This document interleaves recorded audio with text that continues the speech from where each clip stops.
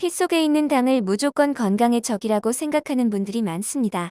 특히 당뇨나 혈당 관리가 필요한 분들은 단맛이 나는 음식만 봐도 걱정부터 하시는데요.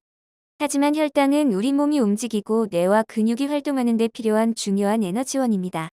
문제는 혈당이 조금이라도 오르는 것이 아니라 필요 이상으로 높은 상태가 반복되거나 오랫동안 지속되는 것입니다. 그렇다면 단맛이 강한 음식은 무조건 혈당을 빠르게 올릴까요? 꼭 그렇지는 않습니다. 음식의 단맛과 혈당이 오르는 속도는 완전히 같은 개념이 아닙니다. 혈당 반응을 이해하려면 먼저 당화지수와 실제로 섭취하는 양을 함께 살펴봐야 합니다. 당화지수는 탄수화물이 들어있는 음식을 먹었을 때 혈당이 얼마나 빠르게 오르는지를 나타내는 값입니다. 하지만 당화지수가 낮은 음식이라고 해도 많은 양을 먹으면 섭취하는 탄수화물의 총량이 늘어나 혈당이 크게 오를 수 있습니다. 반대로 당화지수가 비교적 높은 음식도 실제로 먹는 양이 매우 적다면 혈당에 미치는 영향은 달라질 수 있습니다. 그래서 혈당을 관리할 때는 어떤 음식을 먹느냐만큼 얼마나 먹느냐가 중요합니다. 이 원리는 과일을 먹을 때도 똑같이 적용됩니다. 과일은 단맛이 나기 때문에 당뇨가 있으면 모두 끊어야 한다고 생각하는 분들이 많습니다. 그러나 과일마다 들어있는 탄수화물과 식이섬유, 수분의 양이 다르고 우리가 한 번에 먹는 양도 다릅니다. 따라서 단맛이 강하다는 이유만으로 특정 과일을 무조건 금지하는 것은 정확한 판단이 아닙니다. 오늘 소개할 과일도 단맛이 강해 혈당을 크게 올릴 것 같지만 적당한 양을 지킨다면 혈당을 관리하는 식단 안에서도 먹을 수 있는 과일입니다. 껍질에는 다양한 폴리페놀 성분이 들어있고 생과일 그대로 먹으면 주스보다 천천히 먹을 수 있습니다. 하지만 알이 작고 먹기 편해 자신도 모르게 너무 많은 양을 먹기 쉽다는 단점도 있는데요. 오늘 소개할 과일은 바로 포도입니다. 포도는 달기 때문에 당뇨가 있으면 절대로 먹으면 안 된다는 이야기를 자주 듣습니다. 하지만 당뇨가 있다고 해서 포도를 무조건 끊을 필요는 없습니다. 중요한 것은 포도를 먹어도 되느냐, 안 되느냐가 아니라 한 번에 얼마나 먹고 어떤 형태로 먹느냐입니다. 포도에는 포도당과 과당을 비롯한 천연 당분이 들어 있습니다. 따라서 포도를 먹으면 혈당은 어느 정도 올라갈 수 있습니다. 하지만 이는 포도만의 문제가 아닙니다. 탄수화물이 들어있는 음식은 섭취한 뒤 혈당에 영향을 줄 수 있습니다. 포도가 혈당을 낮추거나 당뇨를 치료해주는 것은 아닙니다. 포도를 먹을 때 가장 먼저 지켜야 할 것은 바로 섭취량입니다. 포도는 사과나 배처럼 한 개를 먹고 쉽게 멈추는 과일이 아닙니다. 하나에 두 알 계속 집어먹다 보면 어느새 한 송이를 모두 먹게 됩니다. 송이째 옆에 두고 먹으면 자신이 얼마나 먹었는지 확인하기 어렵기 때문에 먹기 전에 적당량을 작은 그릇에 미리 덜어두는 것이 좋습니다. 일반적으로 작은 생과일 1개나 과일 약 반 컵은 탄수화물 약 15g에 해당할 수 있습니다. 다만 포도알의 크기와 품종에 따라 실제 탄수화물 함량은 달라지므로 처음에는 반 컵 안팎의 적은 양부터 먹어보는 것이 좋습니다. 혈당을 측정하는 분이라면 같은 양의 포도를 먹은 뒤 자신의 식후 혈당이 어떻게 변하는지도 확인해 보세요.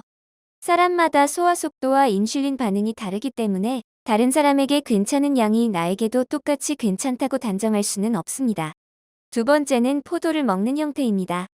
포도즙이나 포도주스보다는 깨끗하게 씻은 생포도를 그대로 먹는 것이 좋습니다. 포도주스는 여러 알의 포도를 짧은 시간 안에 마실 수 있고 씹는 과정이 없어 섭취 속도도 빨라집니다. 반면 생포도는 직접 씹어 먹어야 하므로 주스보다 천천히 먹게 되고 어느 정도 먹었는지도 확인하기 쉽습니다. 건포도 역시 섭취량을 주의해야 합니다. 건포도는 수분이 빠져 부피가 작아졌기 때문에 적은 양처럼 보여도 탄수화물이 농축되어 있습니다. 건포도와 같은 말린 과일은 적은 양으로도 많은 탄수화물을 섭취할 수 있으므로 혈당을 관리하는 분은 양을 더욱 꼼꼼하게 확인해야 합니다. 따라서 건강을 위해 포도를 선택한다면 포도주스나 건포도를 많이 먹기보다 신선한 생포도를 정해진 양만 먹는 편이 좋습니다. 세 번째는 포도의 건강 성분을 지나치게 과장하지 않는 것입니다. 보라색과 붉은색 포도의 껍질에는 안토시아닌을 비롯한 폴리페놀 성분이 들어 있습니다. 포도에는 레스베라트롤과 퀘르세틴 등도 포함되어 있어 항산화 작용과 대사 건강에 관한 연구가 진행되고 있습니다. 하지만 포도에 항산화 성분이 들어있다고 해서 이미 손상된 혈관을 되돌리거나 당뇨 합병증을 막아준다고 단정할 수는 없습니다. 일부 연구에서는 포도와 포도 성분이 인슐린 저항성에 도움을 줄 가능성이 관찰됐지만 혈당과 당화혈색소를 확실하게 낮춘다고 결론 내릴 만큼 근거가 충분한 것은 아닙니다. 그러므로 포도를 혈당을 떨어뜨리는 기적의 과일로 먹는 것이 아니라 균형 잡힌 식단 안에서 적당량 즐길 수 있는 생과일 중 하나로 생각해야 합니다. 포도를 먹은 뒤 가볍게 걷거나 몸을 움직이는 습관도 식후 혈당 관리에 도움이 될 수 있습니다. 그러나 운동을 했다고 해서 포도를 마음껏 먹어도 되는 것은 아닙니다. 혈당 관리의 기본은 전체 식사량을 조절하고 규칙적으로 움직이며 필요한 경우 의료진의 처방과 치료를 따르는 것입니다. 오늘 내용을 정리하겠습니다. 당뇨가 있다고 해서 단맛이 나는 과일을 무조건 끊을 필요는 없습니다. 포도 역시 적당한 양을 지킨다면 식단 안에 포함할 수 있습니다. 다만 송이째 놓고 계속 먹지 말고 먹을 만큼만 작은 그릇에 미리 덜어두세요. 포도즙과 포도주스, 건포도보다는 신선한 생포도를 선택하는 것이 좋습니다.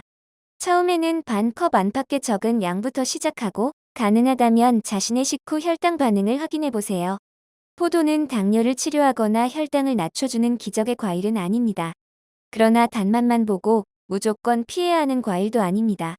어떤 음식이든 가장 중요한 것은 음식의 이름이 아니라 먹는 양과 먹는 방법입니다.